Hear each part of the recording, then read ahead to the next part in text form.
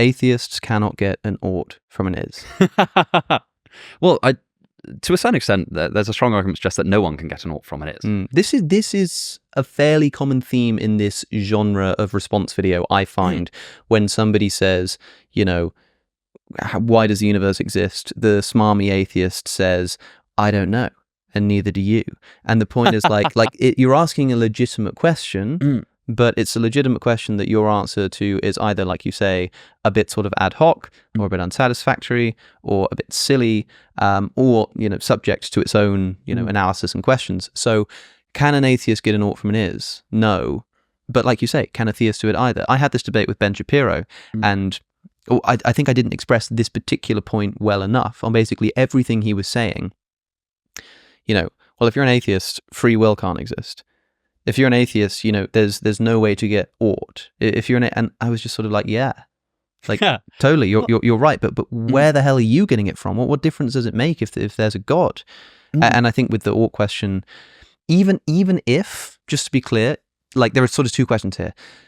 I mean, the question I actually have written down is, or rather the subject, the statement, the question of why we ought to do anything aside from arbitrary preference. Right. And so there are sort of two questions hovering here. There's, can atheists have a concept of ought? And I think it's legitimate to maybe say that, you know, the concept of ought can only come from God. But if the question specifically is, can you get an ought from an is? Even God doesn't help you there. All God does is just gives you the ought to derive more oughts from. Yes, I mean, I think, well, yeah, and that makes sense, right? Because it's the problem of the is-ought problem, at least, I don't know, this is kind of controversial for me to say, but I think it's a logical problem, right? You're attempting to deduce an ought from an is because of the idea that, you know, basically anything within the logical closure of the statements you begin with must in some way be contained within those original statements. Otherwise, we wouldn't be doing logic, we'd be doing something else. Or we wouldn't be doing deduction, we'd be doing something else. Would suggest that it is primarily it just is an intractable problem, right? You cannot get an ought from an is because if you could deductively go from is to ought, then the ought must have been there originally. Well, here's a question that I spoke about on a recent Q&A. Can you get an is from an ought?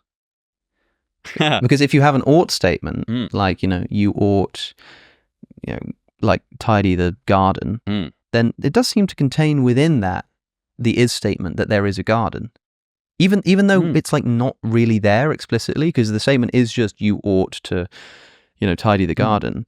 It seems like you can say therefore there is a garden. Yes, I think that and if it were a logical problem, if it were like these are just two totally separate logical categories, then it would seem like you wouldn't be able to go either way. Well, so as in there it would be if you were saying you ought to tidy the garden. Someone might respond by saying, well, the reason that you can get a there is a garden from there is because within the you ought to tidy the garden, there is the sub idea that the garden exists, right? It's just sort of within the constraints of deductive logic that. But maybe because, like, I mean, it could be incorrect that there exists a garden. Somebody could think you ought to tidy the garden and be wrong, but still derive from that. I guess like, okay, so fine, it sub-contains the like assertion that a garden exists. But is there any way for somebody to say that some is statements sort of sub-contain automatic oughts? Well, I think that is kind of what a theist position, right? Because it is a position that if you're using God to solve morality, then that is part of your position, right? Because you're saying that, well, God's will is good. You know, that's as in it's not that I think that you can't have mixed is ought statements. It's that I think that if you just have is statements, getting an ought seems like it seems like a problem that strikes me as likely to be intractable. I'm not saying it definitely is. I could just be wrong. So maybe what theism does here is imparts certain is statements with like automatic shoulds. Because if you say something like, it is the case that God wills it, then you've just automatically said that you should do it. Yeah, because the cashing out the definition of good as God's will. Yeah, but then it still sounds like if you were being like really pedantic about it, you're not getting an ought from an is, you're just getting an ought from an ought. You're getting an ought from an ought. So I think still not like fine. Bridging that divide, right? Yes, but we spoke about like the is ought problem, but I think the more interesting question really is just like this concept of ought entirely. Like so the questioner here wrote, the question of why we ought do anything aside from arbitrary preference. I mean, people will look at an atheist and they'll say, I know you have feelings about the world. I know that you don't like, theft or whatever, but that's just like your opinion, man. I'm very seen when you looked at me and said, I look, atheist, I know you have feelings. Yeah. Which is like oddly therapeutic. I don't know. Well, I think you must have feelings, because I think that's all you have, being a controversial emotivist. But when I think I would agree with this, that there is no question of why we ought to do anything aside from arbitrary preference. To some degree, I'd quibble with some of the wording. Yeah. But yeah, I'm more or less an ethical emotivist. So like, okay, yeah, that's fine. I'm happy to say that maybe an atheist can't answer this. I'm not sure if a theist can too, but I don't actually know what your moral worldview is like. I go back and forth on this. So I have pretty emotivist or pragmatist intuitions about ethics, but I think that the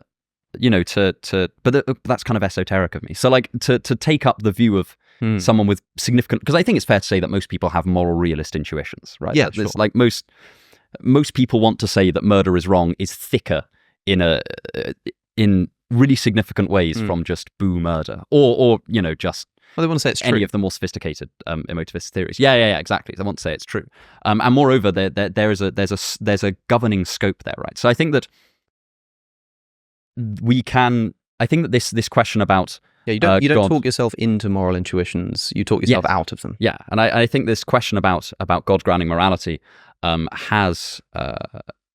I think the reason that it strikes people as worthwhile as a challenge to atheism is because people are very fond of their moral intuitions, and I think that that's fair, right? We kind of want to say that murder is bad because we want to justify stopping people from committing murder, and I think that one thing that the theist does really have going for them with the God grounding morality thing is that it gives very good pragmatic reasons for following morality, because when the stakes are eternal punishment or eternal salvation, you have a really good motivation to follow his commands.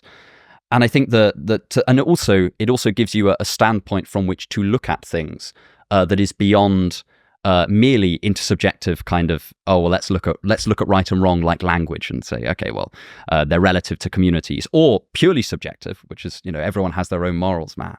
And both of those kind of don't quite do what we want morality to do intuitively, which I think is slightly separate from the question of, can atheists come up with explanations of moral language and moral behavior? Which I think, broadly speaking, I think we can. We've got like non-cognitivist theories of moral language. We also just could be error theorists and say all moral languages or all moral statements are false. And on the standpoint of moral behavior, we can talk about our evolutionary bases for moral behavior, cooperation within communities, that sort of thing. So I think it's the former kind of pragmatic concern that theists are worrying about, because I think oftentimes this is pitched as theism grounds objective morality, and I sort of don't know if that's true, because standardly I think about subjective and objective as agent relative and not agent relative. Sure. And by definition, divine command theory is agent relative. It's just relative to one agent. But pragmatically, that one agent is special in a way that allows you to do all of the pragmatic stuff. Having said that, I do think that all religious language is analogical, including probably words like agent. God is not an agent, in the same way that God is not powerful, God is not loving, God is not, God is not any of these things. We've got to be really careful here, though, right? Because if we understand God too much by analogy, then it becomes very difficult to articulate what a theist believes. The fundamental ethical problem is that there is no really sufficient way to capture what God is. He is ineffable. He can't be contained into language. And basically, the only real authority that a Christian can have, for example, to use particular analogies like words like powerful and loving, is because they've gotten through revelation, because Jesus used those words, for example. And so they must be accurate to some degree, right? But like, it's just, if it's truly impossible to sort of comprehend what we're really talking about, then we're going to use analogy. And so when you say, subjective means agent related, or however you phrase it, yes, I understand what you mean. And I sort of wanted to raise this point as well, that like, okay, like it's objective because it's grounded in God's agency. Well, what makes God's agency special? Well, maybe because it's not actually agency in the same sense. Maybe that's just a word we're using to capture that God is not just some like amorphous blob, but something like a person. I suppose again, I think that there's a kind of steering between a rock and a hard place type thing going on here, generally with kind of definitions of God. Because let's just think about belief in terms of the possibilities that you're excluding. So like this is how belief is defined in epistemic logic. It's nice. It's a lovely kind of relatively neat system whereby, okay, so if I believe that you are sitting in front of me right now, what that means is in all of the possible worlds that I am considering when I'm making decisions, you sitting in that chair in front of me is in every one. And we could contrast this to say, if I knew that you were in Glasgow or London, but I didn't know which, then one of the possible worlds I would consider would have you in Glasgow and the other would have you in London. And I think the trouble... There is a danger in making God too ineffable. I think this is like a kind of a nice epistemological internal tension in some theistic definitions of God. Whereas if you make God too ineffable because of all of his greatness, then the possible gods that the open possibilities for what God is start to broaden and broaden and broaden. And on the far end of this, you've got kind of something that looks almost like atheism. If you were to say that God is totally ineffable, you're basically saying, well, there's something out there, but I don't know what it is. And that is like a hair's breadth from atheism. Right? That is because you're basically saying, oh, there's a placeholder, there's a variable to answer these questions, but I don't know anything about it. But interestingly, this is in tension with God's greatness, right? Because if God is so much greater than us, then also it makes sense that we wouldn't be able to find out everything about him. So there's a kind of... So again, there's steering between a rock and a hard place. I quite like this. It's one of the kind of it's a fun internal tension within theistic conceptions of God that I think is underexplored. Like I don't really hear people talk about this. Like the idea that if you make God too great and too ineffable and define too many things by analogy, then it becomes very hard to believe in him in any sense where you've narrowed down the possibilities, right? Because if you make him too ineffable, then you're like, well, it could be God. God 1 or God 2 or God 3 or God 4 all the way to like God n, and it's like, well, if you've left open an infinite number of possible gods that your description of God could latch onto, there's an awful lot of bet hedging going on. Yeah, it's sort of like God is the truest thing I've ever known. He's more real to me than real is. He's touched my life, and he's like, oh, what's he like? I have absolutely no idea. What kind of being is it? I don't know. Like what are some of his properties? I cannot put them into words. I have literally no idea. It does begin to sound a little bit like, okay, like is this really the sort of the truer than true thing for you? But then I understand why people would then use language like that. They would say, like, you know, this person is so real to me in a way that I just can't quite like put my finger on. It would be as if you were the only person in the world who's in love.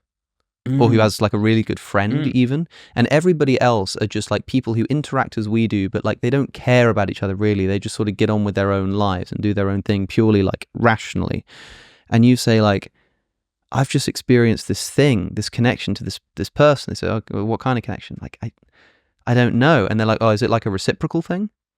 Is it like you do it to them because they do it for you? It's like, well, like actually kind of in a way, but no, because it's not motivated by that. It's kind of like, yeah, and you'd be trying to explain it and you'd end up having to sort of use analogies to the way that they live. You'd have to talk in terms of reciprocal function and like, you know, hedonism and how it makes you feel good and that kind of stuff. But it's not quite the same, you know? But just because you couldn't explain it wouldn't mean that like, you know, it's a hair's breadth away from not being in love at all, right? I suppose the only difference there is that in the love example, you've got direct access to the reference of your sentence, right? You can say, at the very least, you can gesticulate to your own feeling, so to speak. Well, I think that's what people... Wittgensteinian worries aside, yeah, but if somebody's gesticulating to their own feeling about God, do, right? Yeah.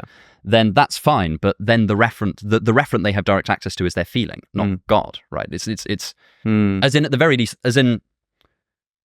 Within some conceptions of theism, their referent would be God. But at the very least, without assuming that at the outset, they would be talking about, you know, the thing they have direct access to is their feeling of the divine. But if they're trying to pick something out in the world in the same way that, like, might pick something out in the world or I might pick Shakespeare out by describing him as the writer of Hamlet or something like that, then it seems like there might be a narrowing down issue going on there, which I'm not suggesting it's insoluble. You could, for instance, take a different theory of reference and say, well, I'm having direct contact with God, so I'm picking out that, or something like that. So I'm not suggesting it's insoluble. I just think it's an underexplored internal tension. Sure.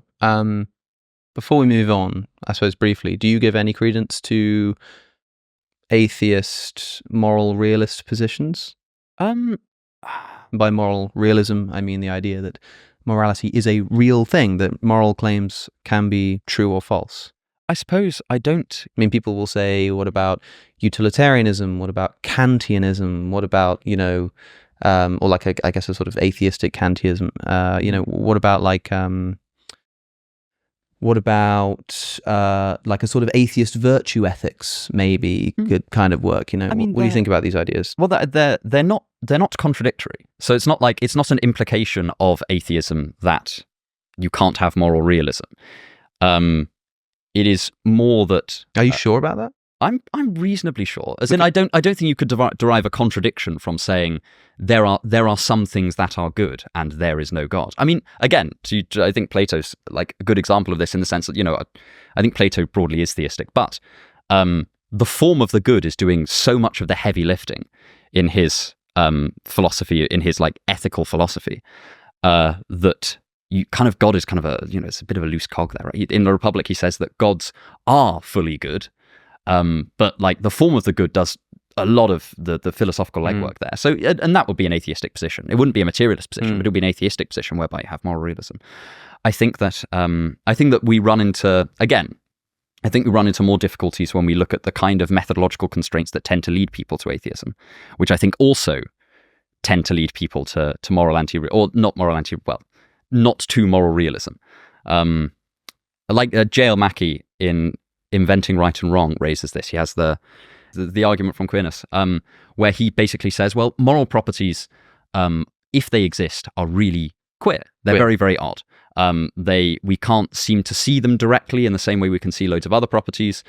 We feel them in a way that we feel them, but their referent is outside of our feelings. I learn things by feeling all the time. I might learn that I'm angry, or learn that I'm happy, or learn that I'm sad, but I'm learning that something is right from the way that I'm feeling about something. And Mackie basically says this is so disanalogous with the other ways that we learn things, that if we're going to stick by broadly empiricist principles, we ought not to be moral realists. And I think that's the line of argument that where a lot of then atheist worldviews would struggle to come up with moral realism. And it's broadly my argument for not being a moral realist, right? It's so it convinced me. So that I think that's where the tension comes in. It's not that I think that atheism implies moral anti-realism. It's that I think that the same steps that get you to atheism often get you to not believing in moral realism.